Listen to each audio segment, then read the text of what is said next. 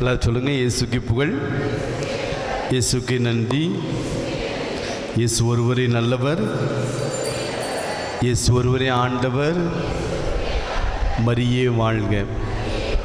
அனைவரும் எழுந்து நிற்போம்.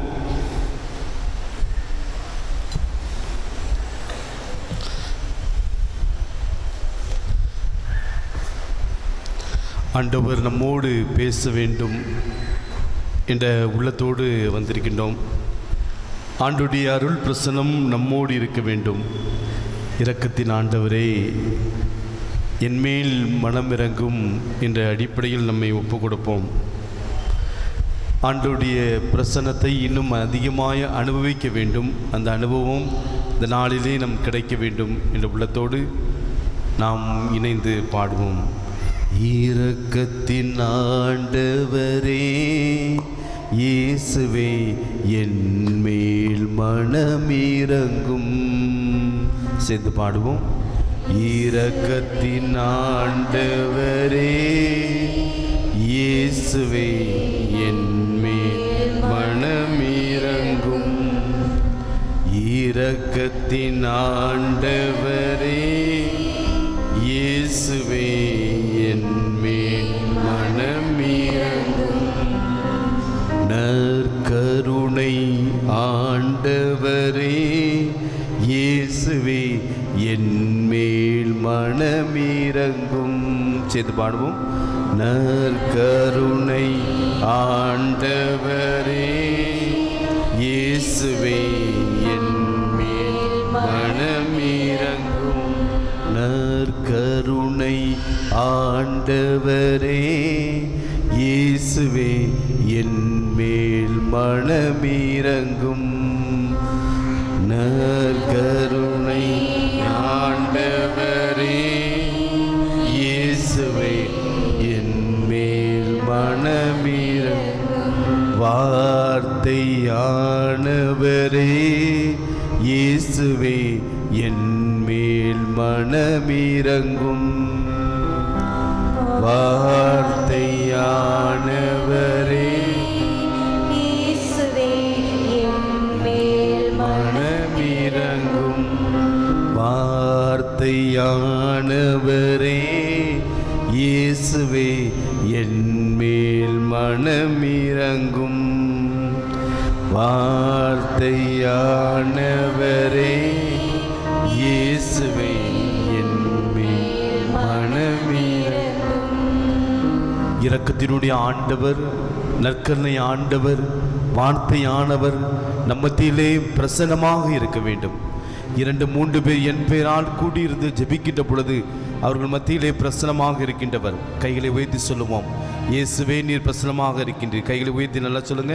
இயேசுவே நீர் பிரசன்னமாக இருக்கின்றீர். சொல்லுங்க. உம்முடைய பிரசன்னத்திற்காக நன்றி. உம்முடைய பிரசன்னத்திற்காக எங்களோடு இருப்பதற்காக நன்றி. எங்களோடு இருப்பதற்காக நன்றி. எங்களை இன்னும் அதிகமாய் ஆசீர்வதிக்க போவதற்காக நன்றி. எங்களை இன்னும் அதிகமாய் ஆசீர்வதிக்க போவதற்காக, எங்களோடு பேச போவதற்காக நன்றி. எங்களோடு பேச போவதற்காக நன்றி. எங்களை பலப்படுத்த போவதற்காக நன்றி. எங்களை பராமரிக்க போவதற்காக நன்றி. எங்களை உறுதிப்படுத்த போவதற்காக நன்றி. எங்களை உறுதிப்படுத்த போவதற்காக, எங்களை ஆட்கொள்ள போவதற்காக நன்றி. எங்களை ஆட்கொள்ள போவதற்காக நன்றி. இயேசுவிடம் நன்றி செலுத்துங்க. எந்த காரியத்துக்காக நன்றி செலுத்துகிறோமோ, இந்த திருவிழா நாட்களிலே பல்வேறு காரியங்களை நினைத்து நாம் ஜெபித்திருப்போம். அந்த காரியங்கள் எல்லாம் நடந்திருக்கும். அந்த காரியங்கள் நடந்திருக்கலாம். ஒருவேளை கடந்த ஆண்டு நடந்த காரியங்களை எடுத்து நினச்சி பார்த்து நன்றி செலுத்துங்க. இயேசுவே உமக்கு நன்றி சொல்லுங்க. இயேசுவே உமக்கு நன்றி. இயேசுவே உமக்கு புகழ். இயேசுவே உமக்கு புகழ். சரி, அமர்ந்து கொள்ளு.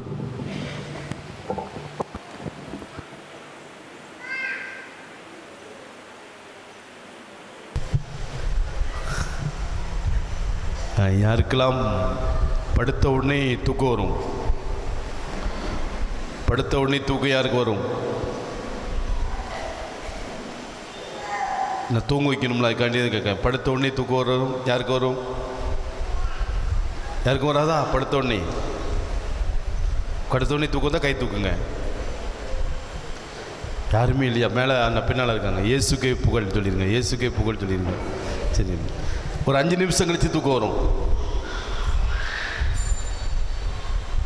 படுத்தோடய தூக்கம் வராது. 5 நிமிஷம் கழிச்சு இப்போ நீங்கள் இப்போ தூங்குவீங்க. சரி, ஒரு அரை மணி நேரம் கழிச்சு தூக்கம் வரும். இயேசுவே நன்றின்னு சொல்லியிருக்கேன். இயேசுவே நன்றி. சரியா? படுத்தாலும் தூக்கம் வர மனுக்கு, படுத்தாலும் தூக்கம் வர மனுக்கு அப்படின்னு சொல்கிற ஆளுக்கெல்லாம் கை தூக்கிடுங்க. தூக்கமே வரவனுக்கு புரண்டு புரண்டு படுக்க வேண்டியிருக்கு ஃபாதர். அப்படியா? இயேசு ஒருவரே நல்லவர்னு சொல்லிடுங்க. ஏன் நல்லவர் அவர்? படுத்தாலும் தூக்கம் வர மனுக்கு, அப்போ ஏன் நல்லவர் சொல்லணும்? திருப்பாடல் 63 6வது பிரிவு என்ன சொல்லுது பாருங்க. திருப்பாடல் 63 6வது பிரிவு.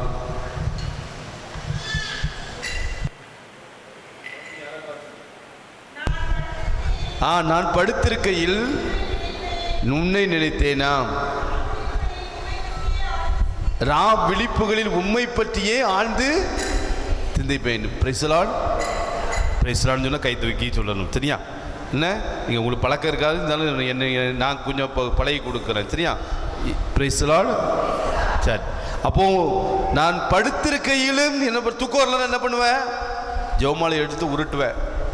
ரா விழிப்புகளில் உம்மை பற்றியே ஆழ்ந்து சிந்திப்பேன். அப்போ இயேசு தூக்கம் வரவிட்டாலும் என்னது, கடவுளை பற்றி நினைக்கிறதுக்கு ஒரு வாய்ப்பு கொடுத்துருக்காரு அப்படின்னு நினைப்போம். சரியா? அப்போ கடவுளை பற்றி நினைக்கிறதுக்கு ஒரு வாய்ப்பு அப்படின்னு சொல்லிட்டு நம்ம நினச்சி பார்ப்போம். சரியா? ஓகேவா? நீங்கள்லாம் பார்த்தா ஒரு புத்திசாலிகள். என்னை இப்போ நான் ஒரு குதிரைன்னு வச்சுக்காங்களேன்.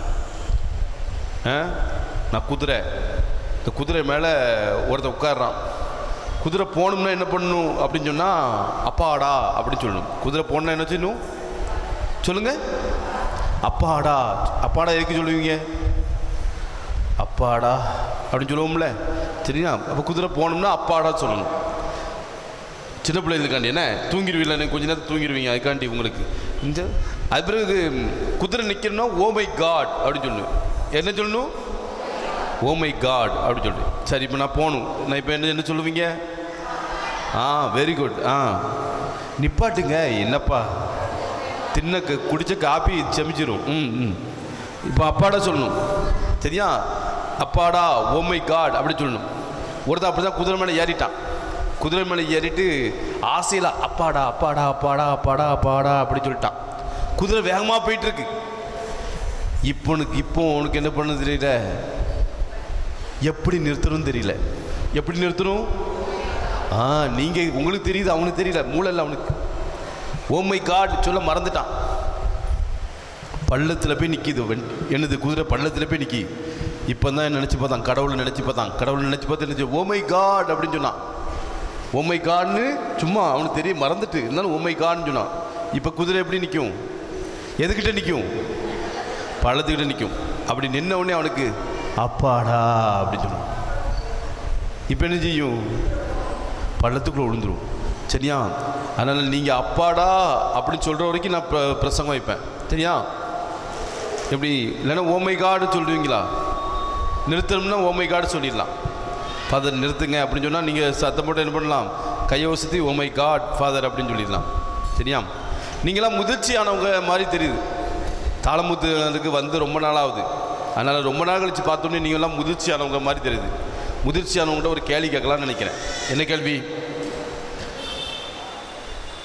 டீயில் ஈ விழுந்துட்டு, டீயில் ஒரு டீயில் ஈ விழுந்துட்டு நீங்கள் என்ன பண்ணுவீங்க? இப்போ செய்கிறத சொல்லணும். டீயில் ஈ விழுந்துட்டு தூர கொட்டிடுவீங்களா?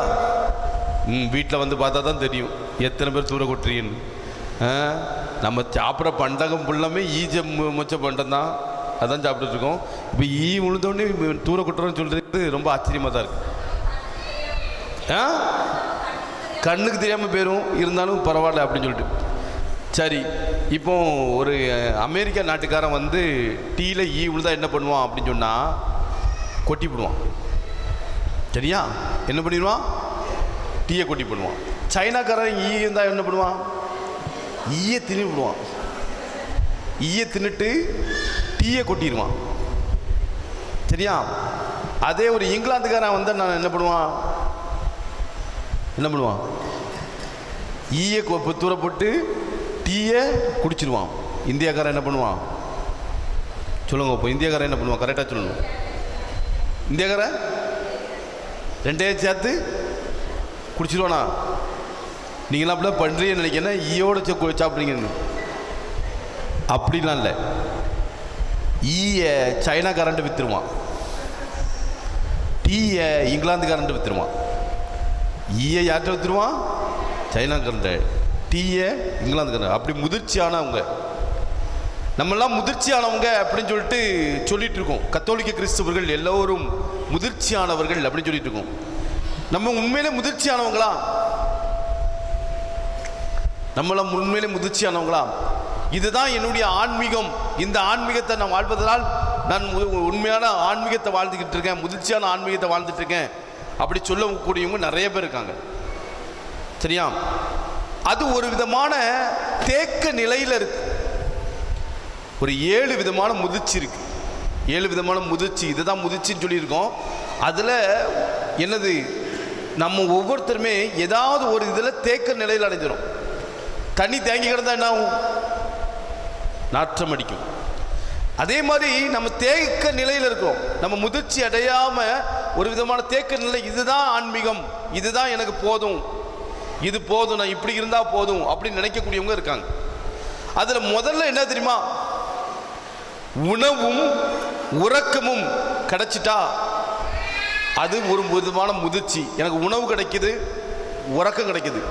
நான் டெய்லி நற்கரணை வாங்குறேன், டெய்லி நற்கரணை உணவில் பங்கெடுக்கிறேன். நான் பூசைக்கு வந்தனால என்ன பண்ணுறேன், வீட்டுக்கு போகிறேன், நிம்மதியாக தூங்குறேன். இந்த உணவும் உறக்கமும் எனக்கு இருக்குது, அதனால் நான் என்ன பண்ணுறேன், நிம்மதியாக இருக்கேன். இது எனக்கு, இதுதான் என்னுடைய ஆன்மீகம் அப்படி சொல்லக்கூடியவங்க நிறைய பேர் இருக்கும். நம்மள ஒரு சில பேர் என்ன பண்ணுவாங்க, இதுதான் ஆன்மீகம் அப்படின்னு சொல்லக்கூடியவங்க இருக்காங்க. உணவும் உறக்கம். ஆனால் இயேசு சொல்றார், என்ன சொல்றாரு, யாராட்டு வாசிங்க. யோவான் நற்செய்தி 6வது பிரிவு 26, 27. யோவான் நற்செய்தி 6வது பிரிவு 26, 27. இயேசு மறுமொழியாக, நீங்கள் அரும் அடையாளங்களை கண்டதால் அல்ல, அப்பங்களை வயிறார உண்டதால் தான். சரியா? நீங்கள் வயிறார உண்டதால் தான் என்னை பின்தொடர்கிறீர்கள். இயேசுவுக்கு பின்னால தொடர்ந்தவங்க எத்தனை பேர், நிறைய பேர். நம்ம தெரியும், மலைப்பொழிவு அவருடைய பிரசங்கத்தை எங்கெல்லாம் பிரசங்கம் வச்சாரோ அவருக்கு பின்னாலேயே தொடர்ந்தவங்க 5000 பேர் 7000 பேர் அப்படிங்கிறாங்க. ஆனால் இயேசுவை பின்பற்றியவர்கள் எத்தனை பேர், இயேசுடைய சீடரானவங்க எத்தனை பேர், 12 பேர். அந்த 12 பேரும் இயேசு இறக்கின்ற திருவாயில் எங்க இருந்தாங்க, ஓடி போயிட்டாங்க. துண்டை காணும், துணியை காணும், ஓடி போயிட்டாங்க. ஆனால் ஒரே ஒரு ஆள் மட்டும் தான் இருந்தாப்ல, அன்னை மரியாள். அன்னை மரியாள் மட்டும் இந்த சிலுவையினுடைய பாதத்திலே இருக்காங்க. அந்த இருந்து என்ன பண்றாங்க, பார்க்குறாங்க. யோவானோட சேர்த்து யோவான் அப்பதான் வராரு. என்ன அப்போ யோசிச்சு பாருங்க, வயிறார உண்டதால் நம்பியவர்கள் 5000 பேர். நம்மளால என்னது, டெய்லி நற்கரணை வாங்குறோம், அது போதும், என்னுடைய ஆன்மீகம் வாழ்ந்தாச்சு. ஏன்னா பூசையில் பங்கெடுத்துட்டேன், நல்லா உறக்க வருது, போதும் அப்படின்னு நினைக்கிறோம். இது ஆன்மீகமா? இல்லை. இயேசுக்கே புகழ். ஆமீன். என்னோடு சேர்ந்துருங்க. இன்னும் சரியா? அப்ப நம்முடைய ஆன்மீகம் என்பது எதில் அடங்கி இருக்கின்றது? சிலவங்க என்ன பண்றாங்க, உறக்கத்துக்காண்டி ஒரு சின்ன எடுத்துக்காட்டு யோசிச்சு பாருங்க. சீடர்கள் மத்தேயு நற்செய்தி 26வது பிரிவு 40, 43. மத்தேயு நற்செய்தி 26வது பிரிவு 40, 43. 40 அவசரமும் 43 அவசரம் என்ன சொல்லுது? 40 அவசரம் வாசிங்க.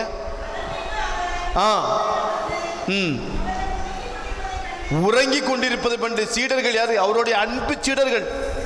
அவங்கள தான் எங்க போனாலும் கூட்டு போவாரு. அந்த அன்பு சீடர்களை உறங்கி கொண்டிருப்பதை பண்டு 1 மணி நேரம் கூட என்னோடு விழித்திருக்க முடியாதா? அவர் இரத்த வேர்வை செய்கிறாரு, ஏற்கனவே சாவ போறேன் அப்படின்னு நினைச்சிட்டு இருக்காரு.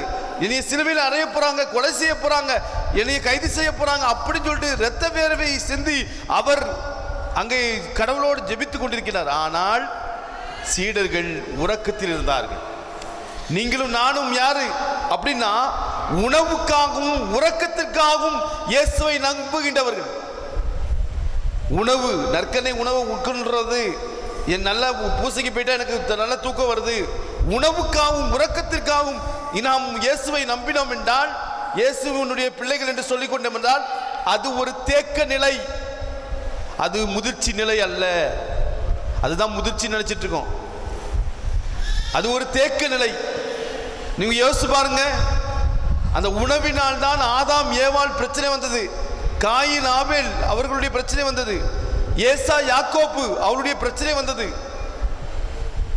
என்ன? உணவு பிரச்சனையை உண்டாக்குகின்றது. ஆனால் அந்த உணவு நினைச்சு தான் என்ன பண்ணாங்க, காடை தரல, மண்ணா தரல, அப்படி சண்டை போட்டாங்க. என்ன? அப்போ உணவு, உறக்கம், இதுதான் என்னுடைய ஆன்மீகம் அப்படி சொல்லக்கூடியவன் நான். நற்கனை உணவை உட்கொள்கின்றேன், இது போதும். நற்கனை ஆண்டவர் மீது நம்பிக்கை வச்சு டெய்லி பூசை போறேன், போதும், நான் ஆன்மீகவாதி அப்படி சொல்லிடலாமா? சொல்லிடலாமா? சொல்ல முடியாது. அப்ப முதிர்ச்சி இல்லை, நம்ம தேக்க நிலையில் இருக்கிறோம். அப்ப இரண்டாவது ஒரு முதிர்ச்சியான நிலை மகிழ்ச்சி. மகிழ்ச்சி மகிழ்ச்சி என்பது ஒரு விதமான ஒரு முதிர்ச்சி அப்படிங்கிறாங்க. நான் என் மகிழ்ச்சியா இருக்கேன் அப்படின்னா அதுவே எனக்கு முதிர்ச்சி, போதும், அது போதும் அப்படின்னு நினைக்கிறவங்க. நீங்க யோசிச்சு பாருங்க, நீதிமொழிகள் புத்தகம் 21வது பிரிவு 17வது வசனம். இந்த பக்கம் யாராவது வாசிங்க, யாராவது. நீதிமொழிகள் புத்தகம் 21வது அதிகாரம் 17வது வசனம். ஒய்யாரமான வாழ்க்கையை ஒய்யாரமான வாழ்க்கையை வாழ்கிறவர் ஏழையாவார், மதுவையும் நறுமண பொருட்களையும் விரும்புகிறவர் செல்வராக மாட்டார்.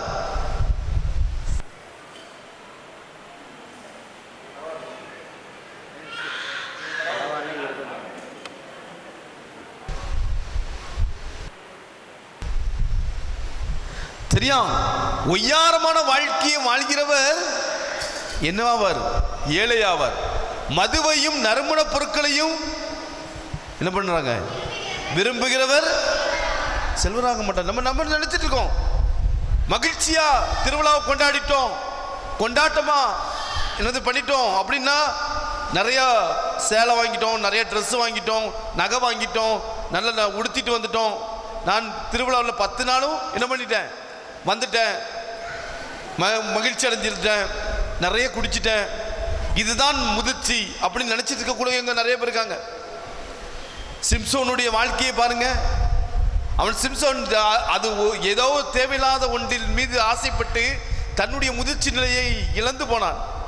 அந்த வரிசையில் பார்த்தோம் என்றால் அம்மோன், தாமார் அவர்களுடைய வாழ்க்கையில் அதே நேரத்திலே தாவீது கடவுளால் தேர்ந்து கொள்ளப்பட்டவன். ஆனால் மகிழ்ச்சியை உரியாவினுடைய மனைவியிடம் தேடியதான் அவன் ஆண்டவருடைய ஆசீர்வாதத்தை சற்று நாள் இழக்க வேண்டிய ஒரு நிலை வந்தது. அன்புக்குரியவர்களே, நீங்களும் நானும் யோசிச்சு பாருங்க.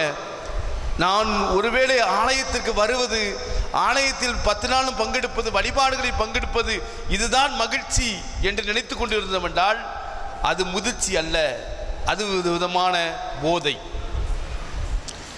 டெய்லி கோயிலுக்கு வர்றது, கோயிலுக்கு வந்துட்டு நான் வீட்டில் போய் வேறு விதமான வாழ்க்கை வாழ்வது என்பது ஒரு போதை. அது ஒரு மகிழ்ச்சி கொடுக்கும், அவ்வளவுதான். ஆனால் அது ஆன்மீகம் அல்ல. அதிலே நாம் ஒரு தேக்க நிலையில் தான் இருக்கின்றோம் என்பதை நினைத்து பார்க்க வேண்டும். நான் 10 நாளும் நம்ம நாளில் பங்கெடுத்துட்டேன், 10 நாளும் ஜெபமாலையில் பங்கெடுத்துட்டேன் அப்படிங்கிறதுல நாம் நிறைவு கண்டுவிடக்கூடாது. அது ஒரு வழிதான், அது ஆன்மீகம், முழுமையான ஆன்மீகம் அல்ல, அது ஒரு தேக்க நிலை என்பதை புரிந்து கொள்ள வேண்டும். மூன்றாவது ஒரு மனநிலை என்ன நிலை அப்படின்னா சாதனை மனநிலை. நாங்கள் சாதிச்சிட்டோம் அப்படின்னு சொல்லுவாங்க தெரியுமா? சிறந்த எடுத்துக்காட்டு யாருன்னா மத்தேயு நற்செய்தி 14ஆம் அதிகாரம் 6 முதல் 12 வசனங்களை பார்த்தோம் என்றால், ஏரோதியாள் தன் மகள் ஒருவரை ஆபாச நடனமாட சொல்லி என்ன பண்ணுவாள்? திருமுழுக்கு யோவானுடைய தலையை கேட்பாள். ஒருவரை ஒரு சாதனை செய்வதற்காக எதையும் செய்து விடலாம் என்று நினைக்கக்கூடிய காரியம். நீங்க நல்லா நான் பேசுறேன், நல்லா படிக்கிறேன், நல்லா பாடுறேன் அப்படின்னு சொன்னா அது ஒரு சாதனையாக பார்க்கணும். இல்லை நாங்கள் தாளமுத்து நகரில் பயங்கரமாக திருவிழா கொண்டாடணும், கட் அவுட் வச்சோம், அங்கே லைட்டு போட்டோம், சீரியல் போட்டோம், இதுதான் சாதிக்க நாங்கள் திருவிழாவை சிறப்பித்தோம் அப்படின்னு சொன்னால் அது ஆன்மீகமா? அது ஒரு வழிதான், நம்ம கொண்டாட்டத்தை கொண்டாடுவதற்கு ஒரு வழிதான். அதை சாதிக்க சாதனையை சொல்லி இதுதான் ஆன்மீகம் என்று சொல்லக்கூடியவர்கள் இருக்கின்றார்கள். அப்ப இந்த மனநிலை உடையவர்களும் நிறைய பேர் இருக்காங்க. யோசிச்சு பாருங்க, சவுல் தாவீதுக்கு பெருமை வந்தவுடன் என்ன பண்ணான்? தாவீதை கொல்ல நினைத்தான். எல்லாரும் தாவீதை பெருமையாக நினைத்த உடனே சவுல் என்ன பண்றான்? அவன் சாதனை புரிஞ்சுட்டான்னு சொல்றான், நினைச்ச உடனே என்ன பழி வாங்கணும் என்று நினைக்கின்றான். அன்புக்குரியவர்களே, எனவே தேக்க நிலையில், ஒரு வகையில் தேக்க நிலையில் இருந்து கொண்டிருக்கிறோம். சாதனை மனநிலை உடையவர்கள், நான் படிப்பிலையோ, நான் விளையாட்டிலையோ, நான் ஏதோ ஒரு நிலையோ